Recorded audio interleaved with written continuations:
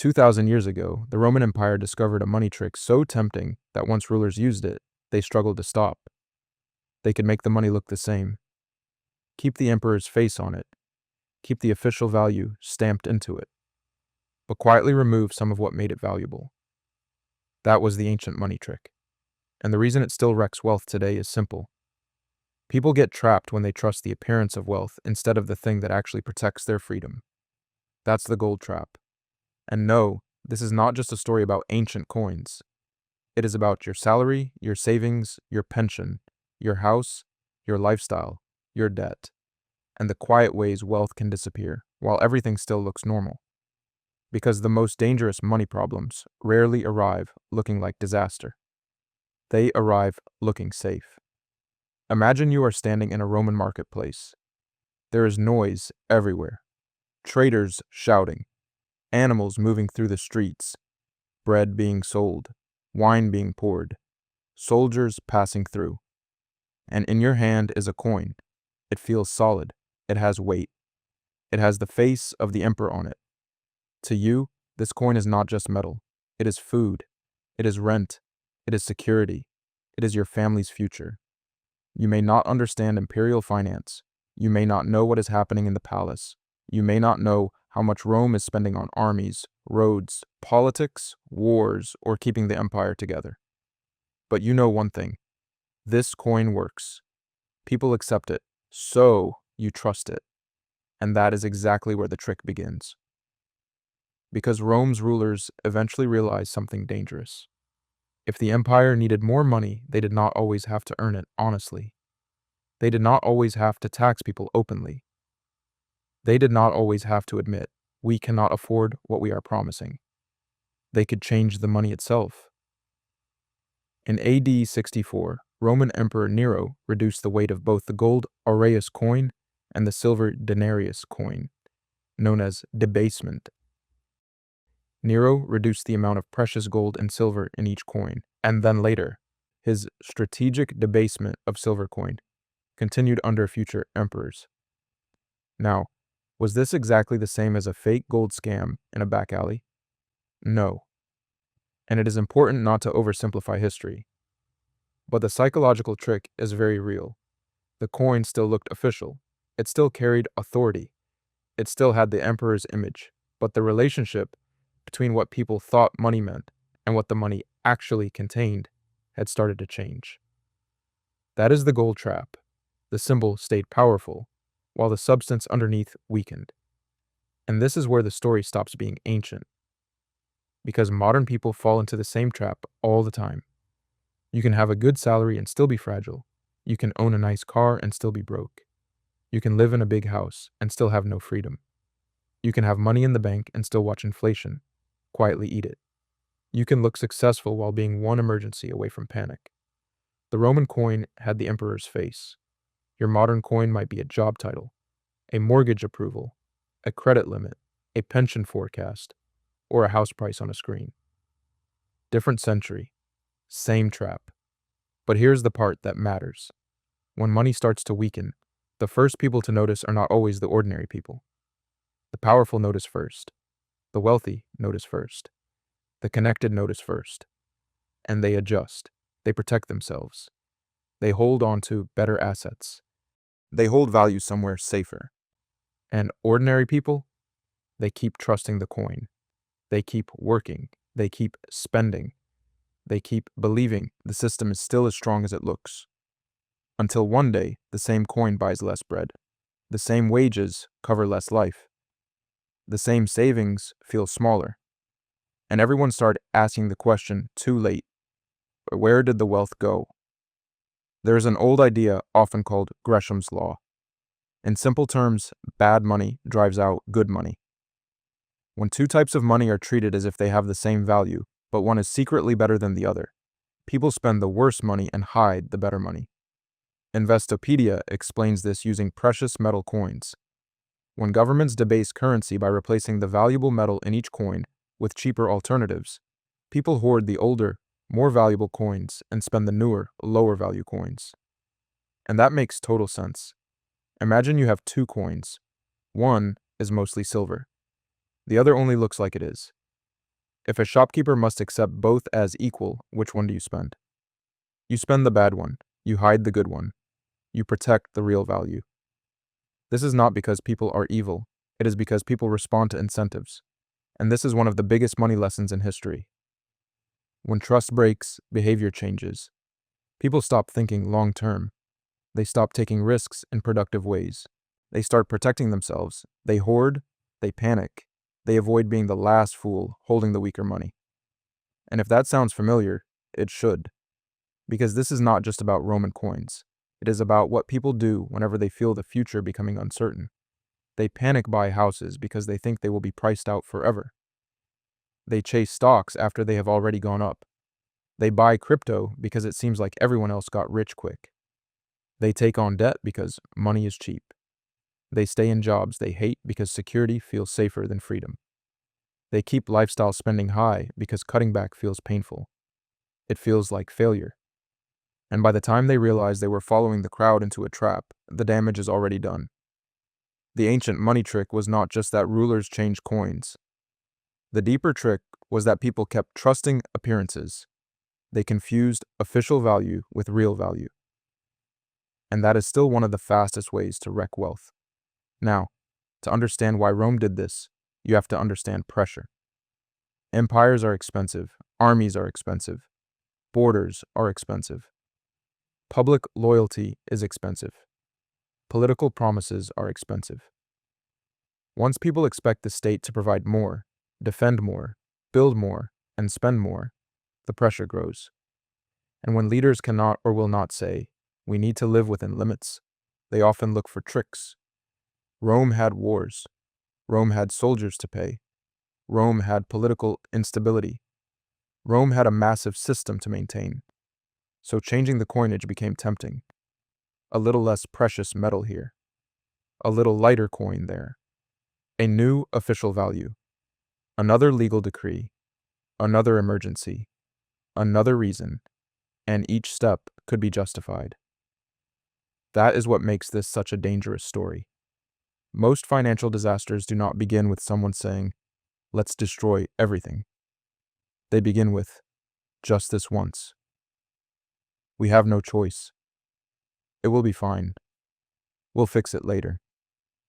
This is temporary. And that is exactly how people wreck their own finances too. Nobody wakes up and says, "I want to be trapped by debt." They say, "It's only one payment. I'll earn more later. Everyone has a car loan. This house value will go up. I'll start investing next year. I just need to get through this month." And slowly the money still looks normal. But the freedom underneath gets weaker. And here's the uncomfortable part. The gold trap does not feel like a trap at first. It feels like progress. It feels like status. It feels like safety. It feels like finally becoming the kind of person who has made it. That is why it works. If a trap looked like a trap, nobody would step into it. The Roman coins still shined brightly. The emperor's face still looked powerful. The marketplace was still bustling. People still went to work. Life continued. Until trust started to crack. And this is the question you have to ask yourself before the next financial shock arrives. What in your life looks like wealth but is actually making you less free? Because that is where the trap is hiding. For most people today, the gold trap is not a literal gold coin. It is anything that looks like financial strength but quietly makes you weaker. The first modern gold trap is income. Income feels like wealth, but income is not wealth. Income is a river. Wealth is the reservoir. If everything that comes in goes straight back out, you do not own the money. You are just handling it temporarily. A person earning $80,000 per year and spending $79,000 is less financially free than someone earning $35,000 every year and saving consistently. That may not feel fair, but money does not care what looks impressive. It cares what remains. The second gold trap is debt disguised as lifestyle. The car, the phone, the furniture, the holiday, the monthly payment, the upgrade. Debt is dangerous because it lets you live in the future before you have earned it. And then, when the future arrives, it already belongs to someone else. That is not freedom. That is a private tax on your future self. The third gold trap is cash that feels safe but quietly loses power. Cash is important. You need an emergency fund. You need breathing room.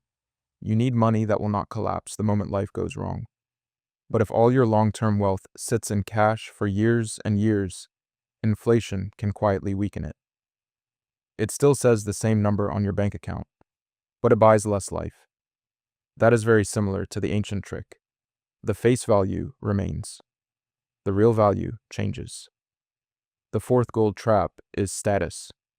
This may be the most dangerous one because status can look exactly like success from the outside. A better postcode, a nicer car, better clothes, more meals out, more subscriptions, more things you have to maintain. But if those things force you to keep working a job you hate, with no savings, no margin, and no exit plan, then they are not signs of success. They are expensive decorations on a cage.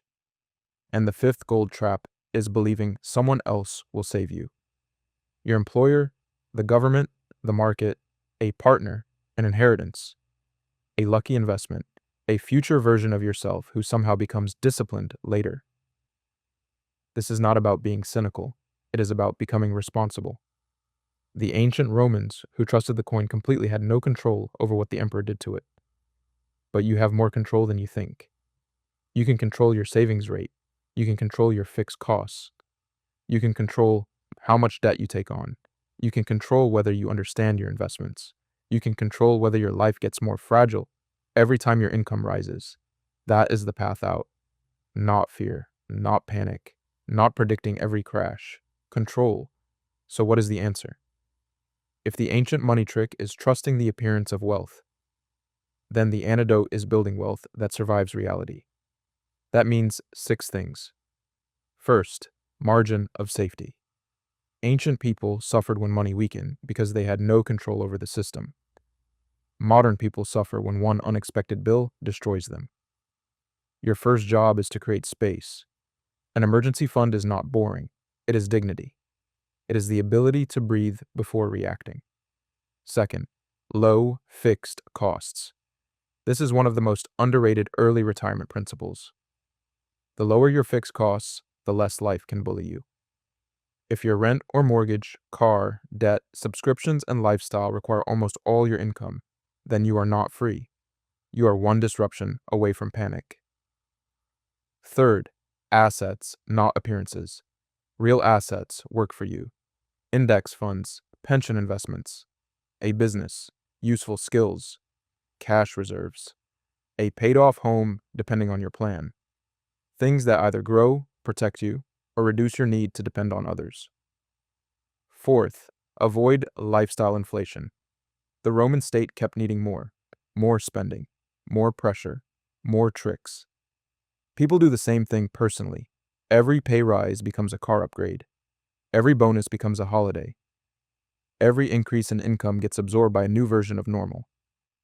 If your lifestyle expands every time your income rises, early retirement keeps moving away from you. Fifth, understand what you own. Do not invest in things just because they are shiny. Do not buy because a confident person on the internet made it sound easy. Do not confuse excitement with intelligence. If you cannot explain why you own something, what could go wrong, and how it fits your plan, you may not be investing. You may just be hoping. Sixth, build a life that is hard to knock over. That is the real goal, not to look rich, not to impress strangers, not to win every market cycle, not to predict every collapse. The goal is to become financially hard to kill. That means if prices rise, you can adapt. If markets fall, you do not panic and sell. If your job changes, you have options. If life hits you, you bend instead of break. That's one type of early retirement. It is not just about quitting work. It is taking back control before life forces you to. The Roman coin is gone now. The emperors are gone. The temples are all ruins. The faces stamped into the money are museum pieces. But the trick survived. Because the trick was never really about gold. It was about trust. It was about making people believe that something was safer than it really was. And that is still happening today.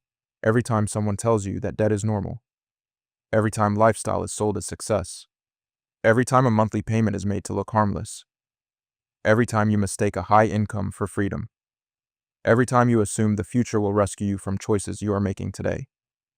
That is the gold trap, and the way out is not to become paranoid. It is to become clear. Clear about what wealth actually is. Wealth is not the coin in your hand. It is not the number on your payslip. It is not the car outside. It is not the house people admire. Wealth is the part of your life that no longer belongs to panic.